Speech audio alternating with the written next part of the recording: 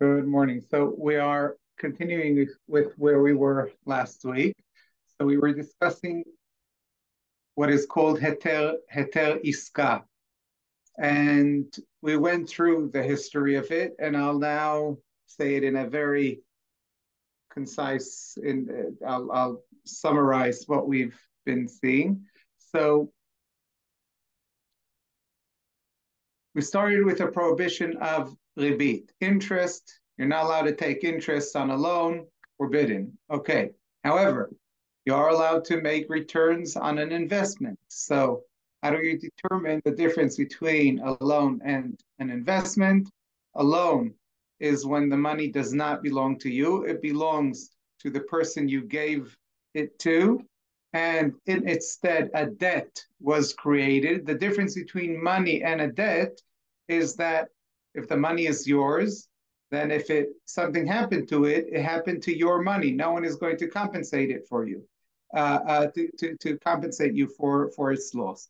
If it's a debt, that means to say the money is not yours, and therefore whatever happened to it, wherever it's gone to, doesn't matter, because in its stead, a debt was created, and that means a personal obligation of the person that received your money to give you back its value, whatever happens. That's the difference between a loan and an investment. An investment, the money is still yours. No one has a debt to you because no one owes you the money. Someone else is simply holding your money for you, but it's not a debt. It's not a loan, it's an investment. So the most important indicator to the difference between a loan and an investment is liability. Who's liable for the money? Whose responsibility it is if something happens to the money, both in terms of direct loss and in terms of investment performance. So, meaning the money could be destroyed physically, literally, and the money can be lost in an investment. In both these forms of losing the money, who bears the loss? Whoever bears the loss, the money is theirs. So in an investment, it's the investor, and in a loan, it's the borrower who bears all types of losses. Okay, now, based on this, we say that Chazal put together what is called an iska. What is an iska? So there is one person who has a great business idea, another person who has a lot of capital, doesn't know what to do with his money. The person with the idea comes to the person with the money and says, let's go on a joint venture. You'll bring the money, I'll do the work. Okay, now you'll bring the money as what? So if it's a loan, you won't be able to make any profit. If it's an investment, well, 100% investment, that doesn't give me enough incentive to be careful with the money, because if something happens to the money, it's someone else's money, and with someone else's money, I could go wild.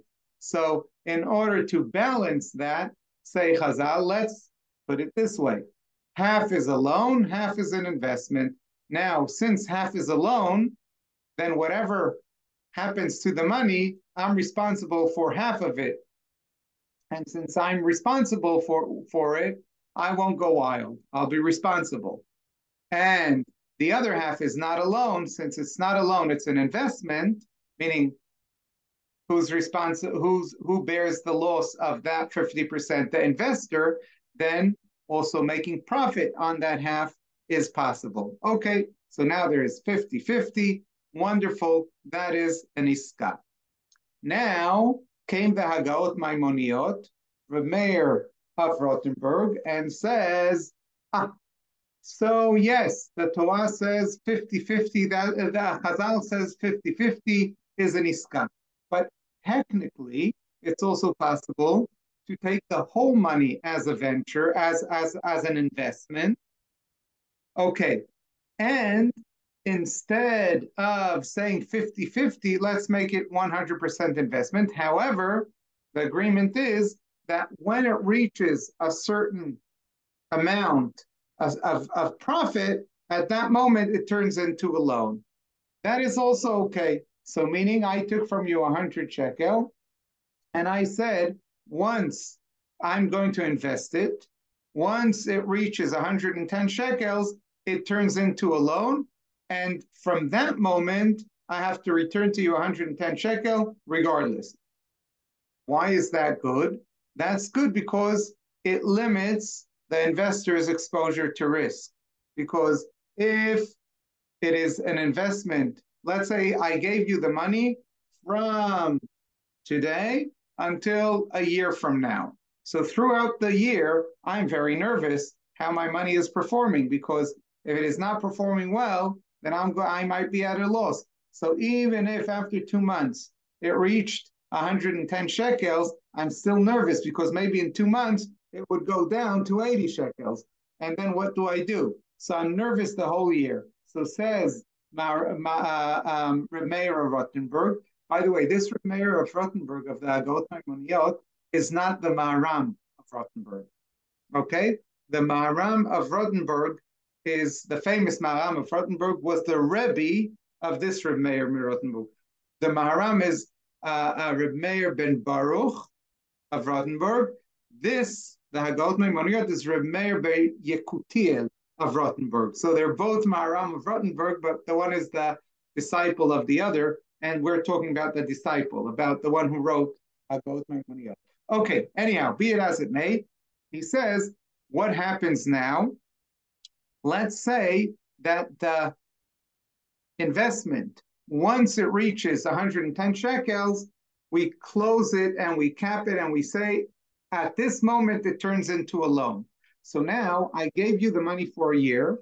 After 2 months, let's say, for example, its performance was very good. It reached a profit of 10 shekels. So now it's 110 shekels. At this moment, the investment turns into a loan, and now we determined it as a loan, and in 10 months' time, I'll have to give you back 110 shekel. So I got 100 shekel. I have to return 110 shekels.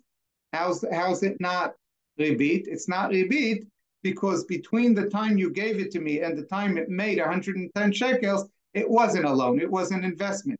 Only once it got to 110, then it became a loan for the rest of the 10 months. Okay? What happens if it goes from 110 to 80? So then I still have to give you 110 because the moment it got to 110, we now repackaged the whole thing as a loan. Yes? So I gave you an investment, and once it turned into 110, I said, okay, now give me back my money. You didn't actually give it back to me, but it's as if I gave you back the money, and now you gave it back to me again, and this time as a loan. Okay, so that is what Maharam, okay. And then we have Tumat HaDeshen. Tumat HaDeshen says, let's build another thing. Let's call it, let's have it 100% an investment, but we will structure the agreement. We'll add another part to the agreement, which has to do with the type of evidence that we are willing to accept. What type of evidence are we willing to accept? Only 2 witnesses, specific witnesses, the rabbi, the chazan, okay, in a very difficult way, and we make it ambiguous enough that it makes it difficult to prove the performance of the investment. And that way, says Rabbi Yisrael Isserlin, the Tumat HaDeshen, we're talking about 600 years ago, that way we say you have to bring back it is very difficult to prove a loss, and therefore at least the principle we secured that way. Even though it was given as an investment, the principle comes back. At least that is secured. Now, why is that good for the investor? That's good for the investor because at least it gives the investor the possibility of profit. It's not for sure. Maybe there will be no profit, but it gives it the possibility of profit, and yet the principle is quite insured. Okay. Based on these 2 principles comes Rabbi Menachem Mendel of Krakow, 500 years ago and invents the first shtar iska. Okay, what is the heter iska? What is the heter iska? We have an agreement. It's an investment. After a while, it turns into a loan. Once it reaches a certain level of profit, and we have an agreement that in order to prove the performance of the investment, you have to bring two specific edim, and to take a shvuah chamura, to take a serious oath for if you claim it didn't make any profit. And if not, then we assume it made a certain profit, whatever we agreed, whatever we estimated, and that you have to return. And that way, we have a financial instrument that basically ensures the return of the principal plus a certain percentage. We call it profit, but it behaves like interest. Okay, that is heter iska.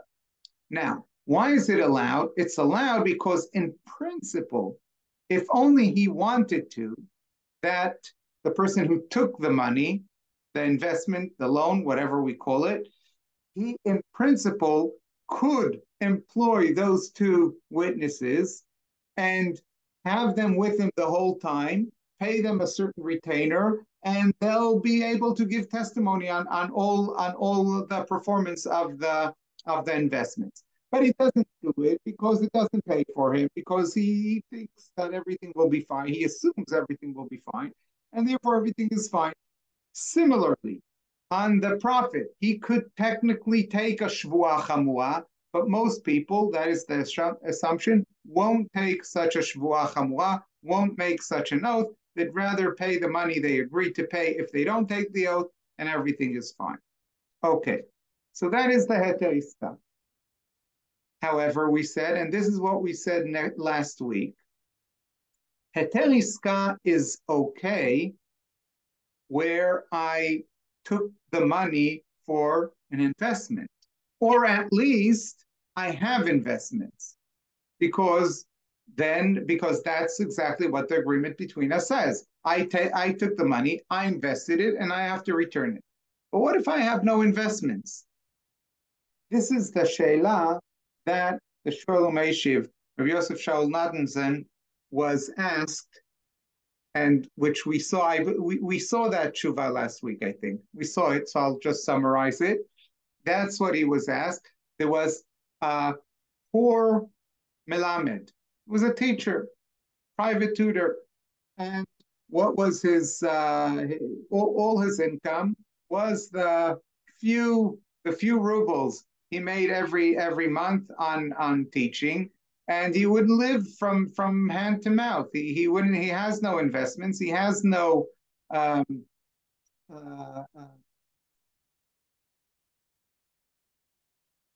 cheschonot. Cheschonot. The word just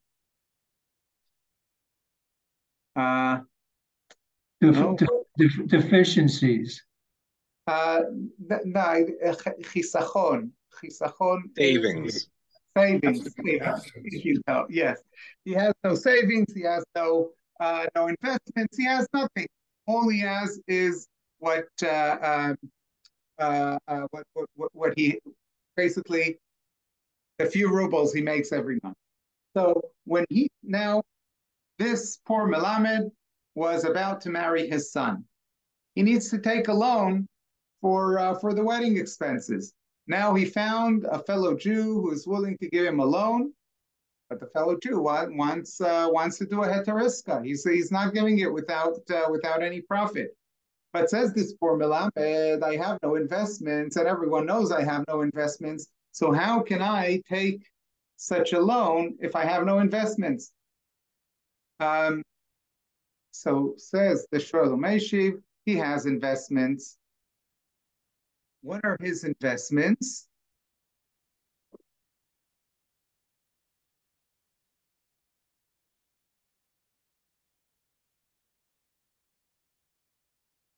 His investments are Okay, now you would want, if you don't have a tax lawyer, you would want Rav Yosef Shaul Nathanson to be your tax lawyer because of what he's about to say.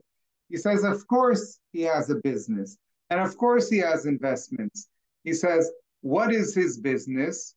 He's not a melamed, this guy. It's not only, he is in the education industry, and he provides educational services with his company. And his company has assets. What are the assets? Well, human capital or human resources. What are the human resources? He's a very good, he's a talented melamed, and he hires his own services and lays it on by to teach others, and by that brings income. Okay. Now, in order for the company to utilize its assets, meaning himself, he needs time. He needs to free himself from other activities. Okay. Now, let's say if he won't take the loan, what will he have to do in order to have money to marry to marry off his son? He will have to go to Oil Ari every morning during Shacharis and bang the bima and say, please help me. I need to marry my son. Okay. And then during the afternoon, go from house to house of the Balabatim, basically beg for money. Now, if he'll do that, he won't be able to teach. He won't be able to teach. His company, which is the teaching company, won't have its asset won't be available to it, and it won't be able to make a profit. So to basically to make business and make profits. So therefore, says the Sholem Eshiv, in order for him to free himself to teach, then he has to take this loan. So this actually is a business loan. It's a business loan that allows the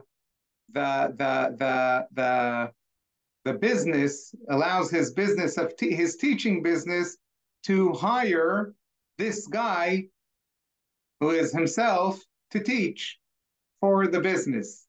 Okay, so basically he says everyone has a business, everyone who has a job has a business. It's all a matter of how we frame it.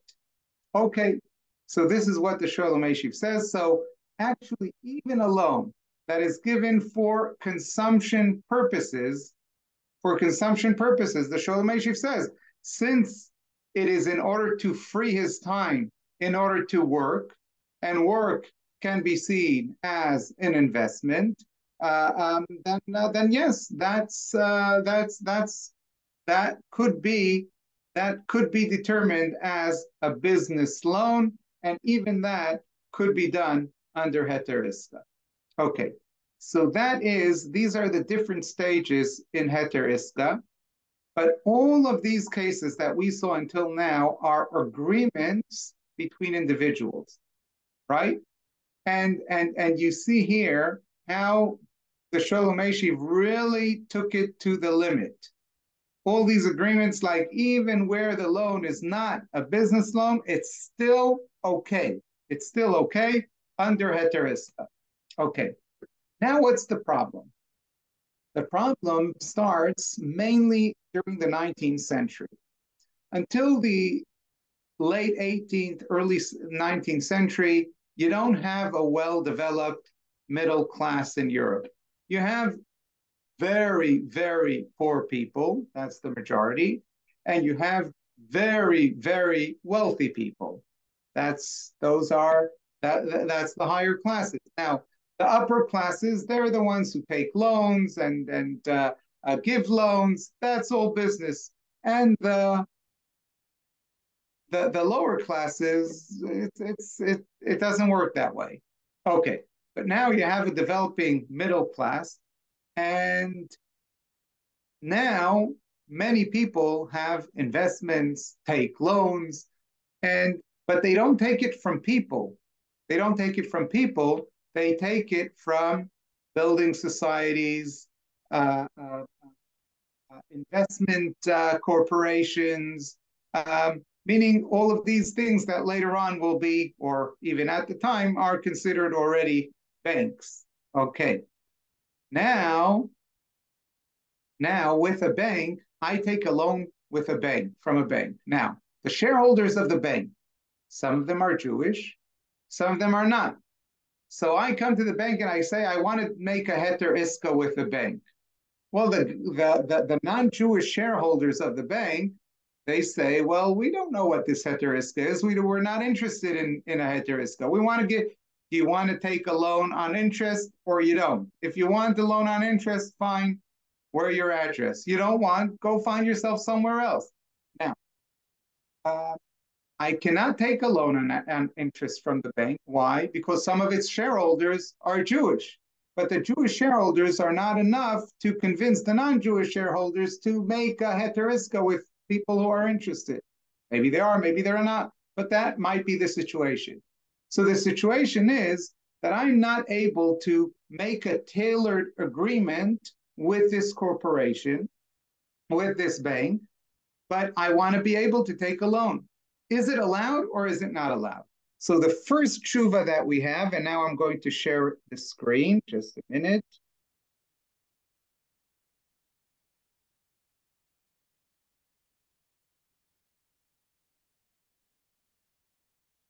Okay. The first tshuva that we have is from Reb Shlomo Gansfried. Kitzur Shulchan Aruch. And this is what he writes, mid-19th century.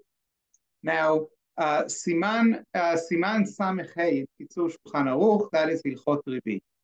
Now, Seif Kafchet is the one that interests us, but before I get there, I want to read his opening because it's very telling. So, until now, we said, okay, during Chazal, we're very strict about Libit. But later on, the economy, etc., so Libit is not what it used to be. Let's see what Rav Shlomo Gansfried writes about Libit, 19th century. Okay, so he starts like this, Seif Aleph. לפי שנפשו של אדם בטבעו, חומד ומתהווה לממון. וקרוב, okay. He says like this. First of all, you have to know that one's spirit, the human psychology is such that we're tempted by money. What can I say? That's the situation. That's the case. Says Rav Shlomo Gansfried. I'm sure you know the Briz, Rabbi Yitzchak Zev of Brisk was the Rav of Brisk. Then lived then moved to Yerushalayim for many years. And you all know that Brisk are very machmir, right? Like we have the Brisk way of halacha is to have chumrah upon chumrah upon chumrah. And the Brisk Rav used to say, it's very interesting. My Talmidim keep on coming and ask me all kinds of questions, trying to invent new chumras. But it's very rare, or it never happens, that they come in one area of halacha. I'm not asked for any chumras. Like the chumras in Hilchos Shabbos and Hilchos Kashrus and in Trumas Maestros. Like there are a lot of chumras about everything, but I don't have a Talmud that comes and asks me about a chumrah in Hilchos Gneva, Gezel. People are not looking for chumras there. Very interesting. Now, why is that? So the answer is because a chumrah on Shabbos, it's difficult. It's not easy to keep Shabbos with many chumras. It's not that it's easy. And kashrus it's very difficult to keep a lot of chumras. But that is something that our human psychology could live with. But a chumrah with gezel or gneva, that's already too much. That's too much for us. You know the story with a guy who had milk. He was in yeshiva. Every time he used to put a milk in the refrigerator, there was a coffee area, and he wrote on it, private, please do not use without permission. Never helped. Always when he came, it was half empty. So he writes, lo tignov, lo tigzol, doesn't help, comes, it's half empty. He didn't know what to do until one day he writes on it, Chalav Akum. Once he wrote Chalav Akum, no one ever touched that milk. So Gneva, Gezel, no one cares. But Chalav Akum, oh, that's a chumrah that I want to keep. So that is what Rav Shlomo Gansfried is saying. Lefi nafsho shel adam betivo chomed umitave el hamamon. Okay, now we add something. וקרוב יותר, שיהא אדם נכשל באיסור ריבית, מבשאר איסורים שבממון. Okay. And he says, and all the isurim that we have on money, the ribit one is the most difficult, the most easiest to transgress. Why? Ki begezel ve'ona'a v'chadome, with theft or with fooling someone in business. הרי זה משגיח על עצמו, שלא יהיה נגזל ושלא יתנה. We all look after ourselves that no one will steal from us, or that we won't be fooled by others. וגם זה שהוא רוצה לגזול או להונות את חברו, לפעמים הוא נמנע מחמת הבושה ומחמת יראה. And we won't do it to others because we're afraid to be caught. If we are caught, we're very embarrassed, right? Or we're afraid. מה שאין כן בריבית. With ריבית, it's not so, because we'll never be caught. There's nothing to be caught. כי הלווה נותן לו ברצונו הטוב והוא שמח. Because if I give my friend a loan on interest, he gives it to me willingly, and he's happy. כי מצא מקום ללוות על כל פנים בריבית, because he views it, I'm doing him a favor, I'm lending him money.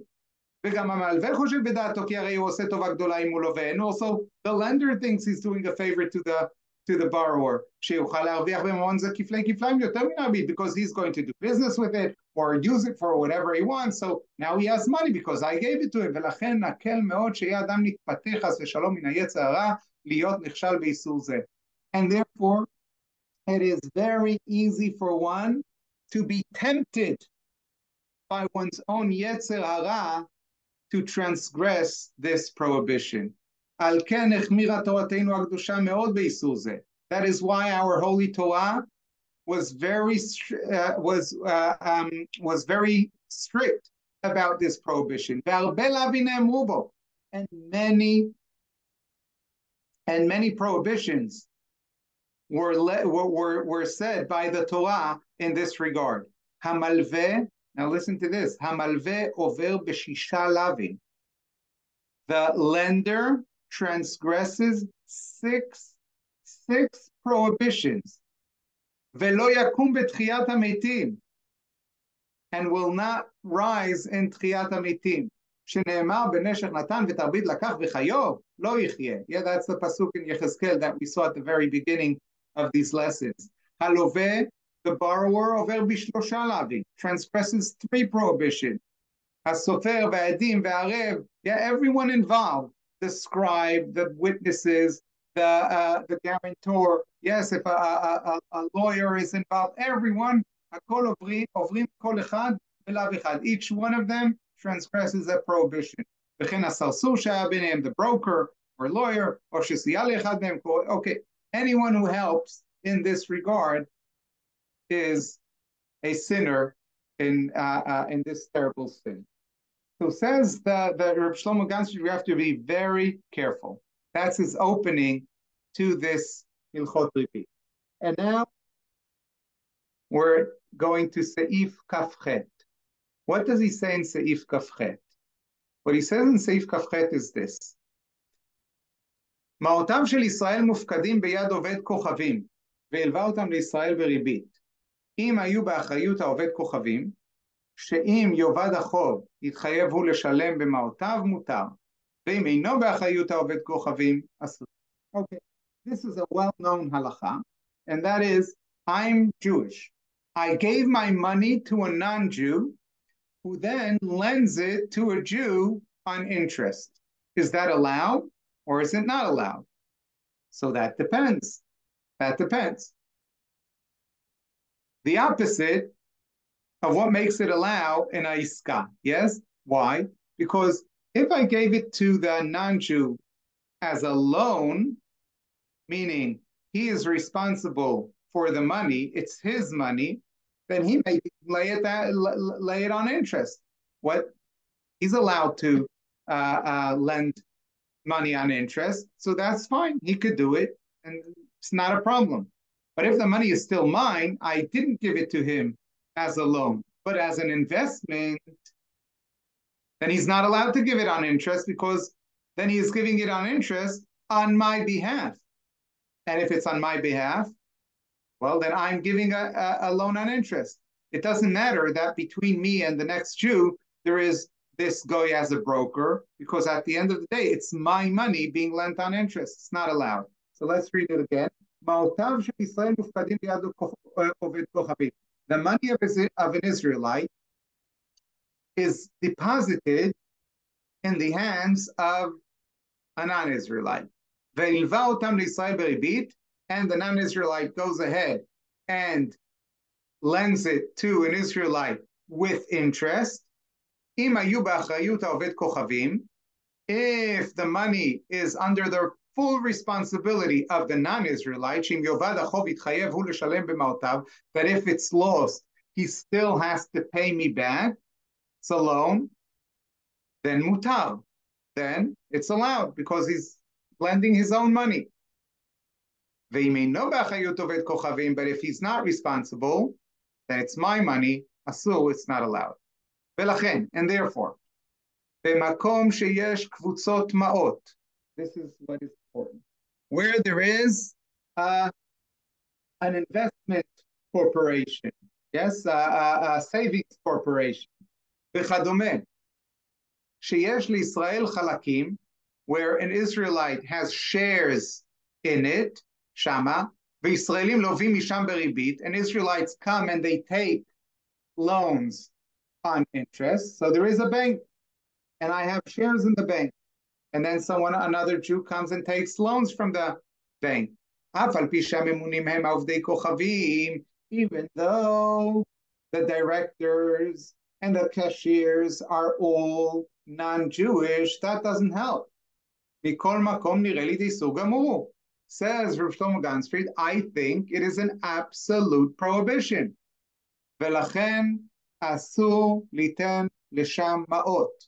First of all, he says, you're not allowed to be a shareholder of a bank. You're not allowed to take a loan from the bank. Because maybe there are Jewish shareholders, even though they're not allowed to be shareholders, but maybe they are, and therefore you're not allowed to take a loan. If I'm a shareholder in a bank, the bank makes loans, and the bank makes money off of its loans, right? I'm a shareholder, and I invest 100 shekel in this bank. And 2 years later, because they've loaned out all this money, my share is now worth 110 shekel. So therefore, it's an investment. It's not a loan. If I give money to a corporation, I buy stock in IBM, I'm assuming that the stock is going to appreciate, or I buy stock in Bank of America, let's just say. I'm assuming that the stock is going to appreciate. And if the stock appreciates, it's not a loan. It's an investment. So from your point, you do it as an investment. But from a halachic point of view, it depends what you invested in.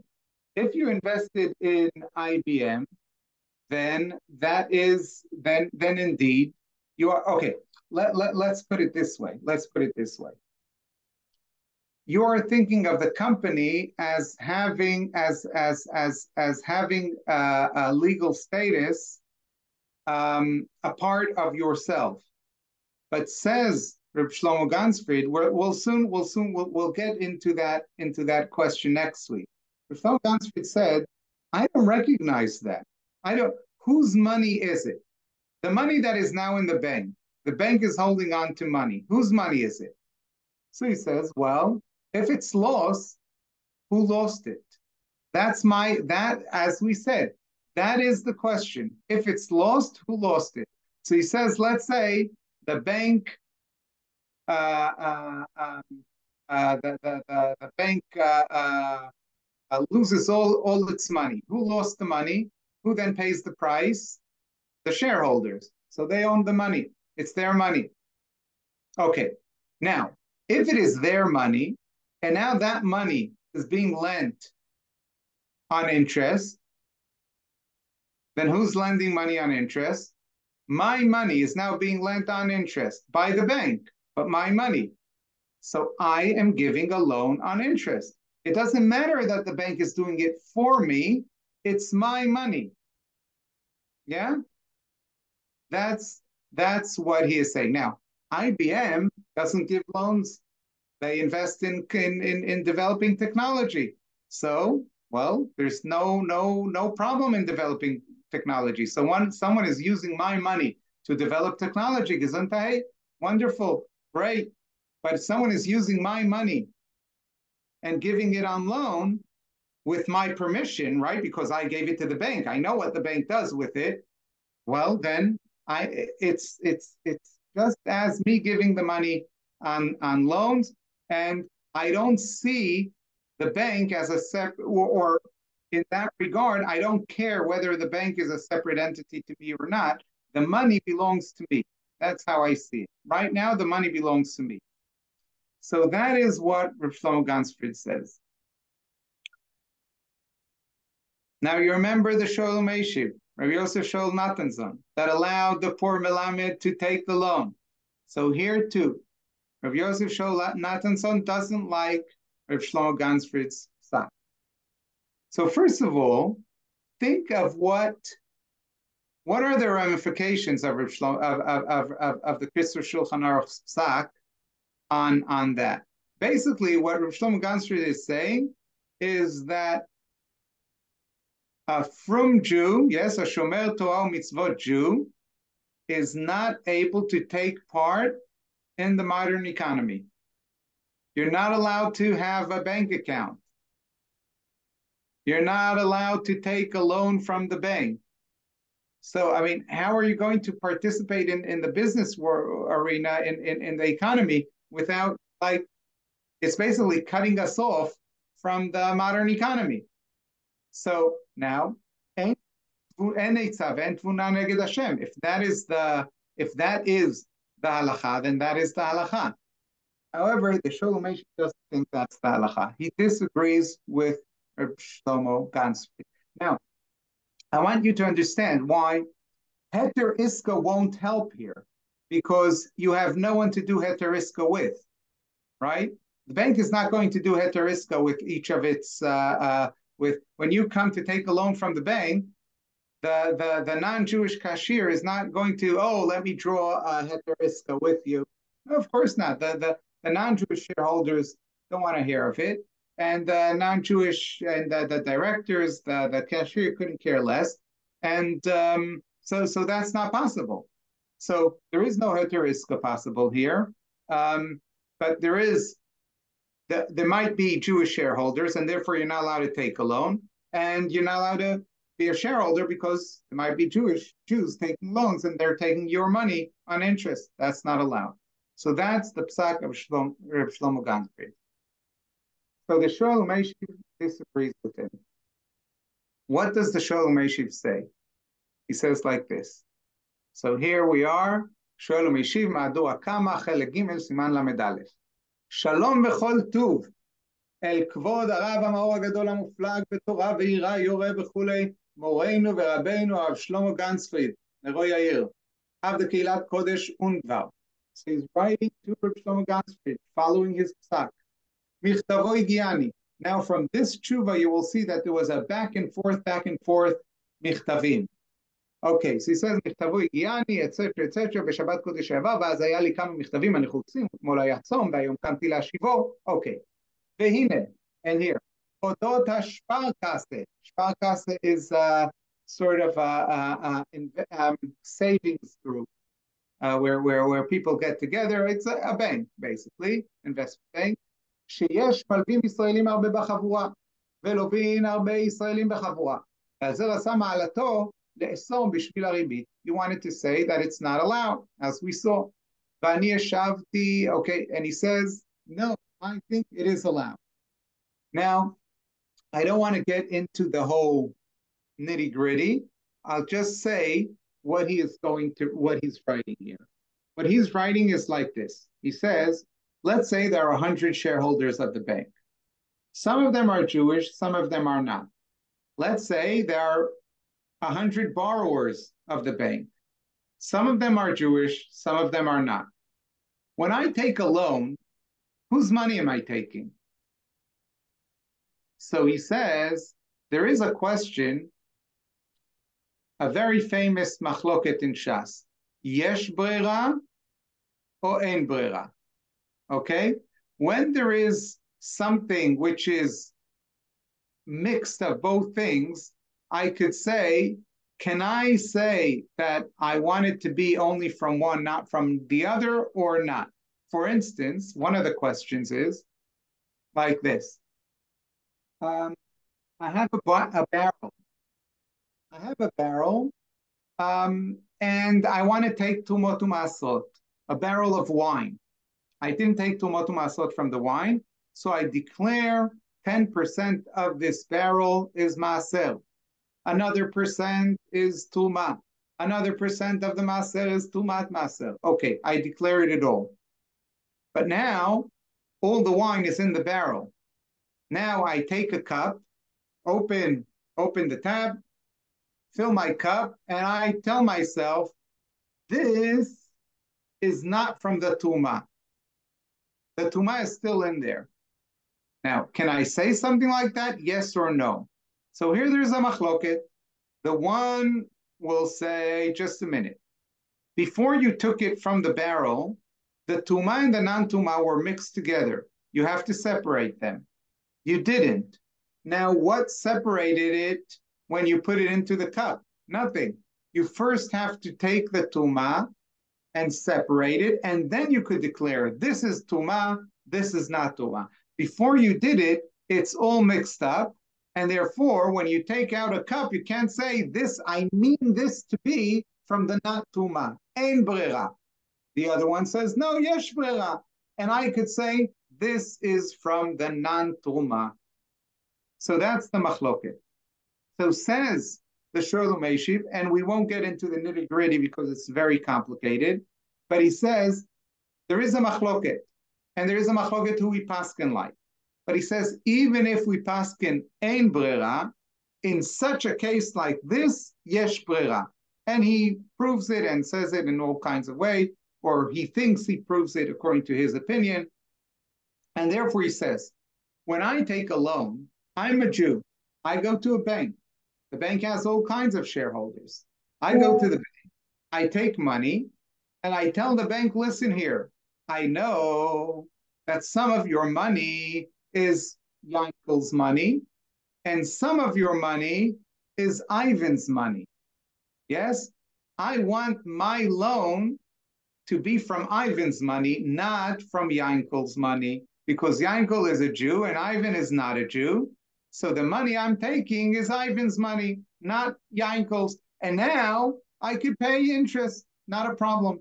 And if I'm a shareholder, I put my money in the bank and I say, I know that some of the borrowers are Jewish, some are not. My money, all of my money will go to the non-Jewish borrowers, and that will be fine. And says the Sholem Meshiv, that's allowed, that's fine. That's fine. The fact that with the fact that there are also Jewish lenders, I don't care. I don't care because they're taking the non-Jewish people's money, and the Jewish people are taking and the non-Jews are taking the Jewish money. So that's good. That's okay. So says the Sholem Meshiv, here we say brera and everything is okay. And he ends it like this. Listen here.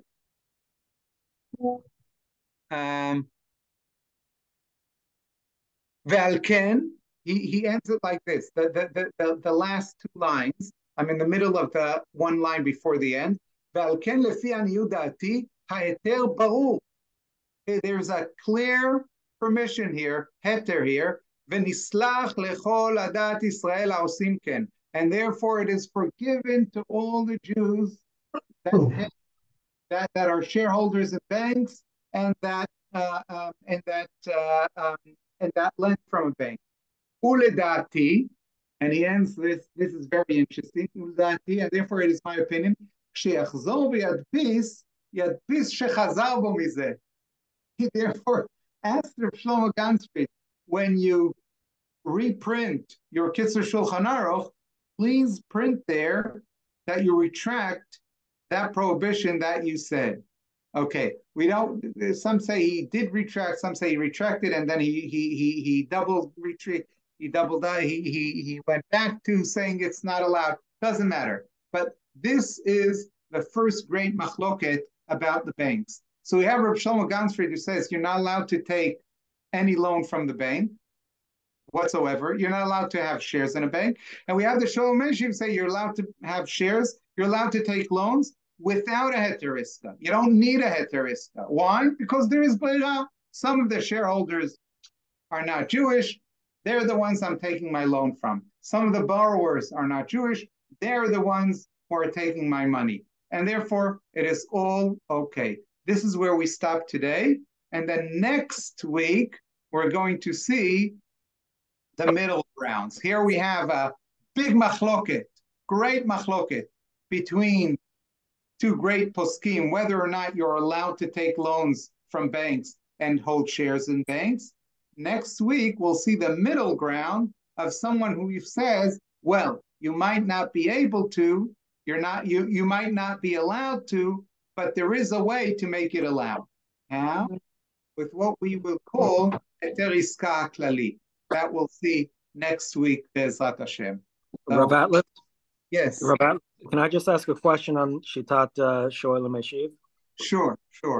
So is he just saying that the principle is that one can just rely on this, or does one actually have to do the math? For example, if 60% of the borrowers happen to be Jewish, you couldn't possibly say that, no, everybody's money belongs to non-Jews, right? Right. So he doesn't relate to it, although there were other poskim that did. It could be because the situation was that, given the situation in Galicia where he was, then because most of the overwhelming majority of the population are not Jews, so that will be the percentage. It's not a problem. Maybe it could be a problem, and there are such discussions amongst poskim already from his time, and definitely later. Yes, so that's a good question. Is the Shoel Meshiv the same as the Mendel from Krakow with the Melamed, or is that a different person? No. That's Menachem Mendel of Krakow is 500 years ago. That's more or less during the time of the Ramah of the Shulchan Aruch being written. The Sholem Meshiv, we're talking about 19th century. That's already almost our time. Yes. So the Melamed is the Menachem Mendel from Krakow, or I'm sorry, the Melamed trying to take a loan to marry off a child. No. Oh, no. The Melamed trying to think, that's the Sholem Meshiv. That's also the Sholem. Why doesn't he rely on his teretz there? Why doesn't he rely on that svara? Because with a bank, that's the assumption here. And next week we'll see someone who says something else. But the assumption is that you can't do a heteriska with a bank because the non-Jewish shareholders are not interested in it, so they won't allow it. So you can't do a special agreement with some of the Jewish investors of the bank. Meaning the agreement that you have with the bank is talking about a loan and interest. That's the bottom line. So the assumption. So there is a difference between lending to someone's business and lending to them personally, as it relates to whether you need a heteriska or whether it's possible. Because I missed the first couple of shurim. He's saying that it's important that you frame it in the context of a business loan so that the loan is possible to do in the first place, because it's basically you're lending against his business. His business only has one asset. He's the asset. V'chulu. So how does that svara work, and why is it important to frame it as a business loan? I guess that's my question. No, the reason why, because the heteriska is basically what it means. That the whole idea of heteriska is that it is not a loan, it's an investment. But it could be an investment only if there are investments. If there are Only, no only investments, if if it's it's for some consumption purposes, collateral. Business collateral, you're saying? I'm sorry? You're saying that the assumption is that there's a business collateral. In other words, he's lending to something that has a business collateral versus. It's not just a collateral. It's more than that. The heter iska, the whole idea of heter iska is that the money is given as an investment, not as a loan. But an investment implies that there is an investment. If I took it for consumption purposes, then it cannot be heter iska. Well, what iska is there here? So that's why you have to reframe it. Okay. Pleasure. Okay, so we'll reconvene in a few minutes at 12 o'clock with Rav Wolfshear.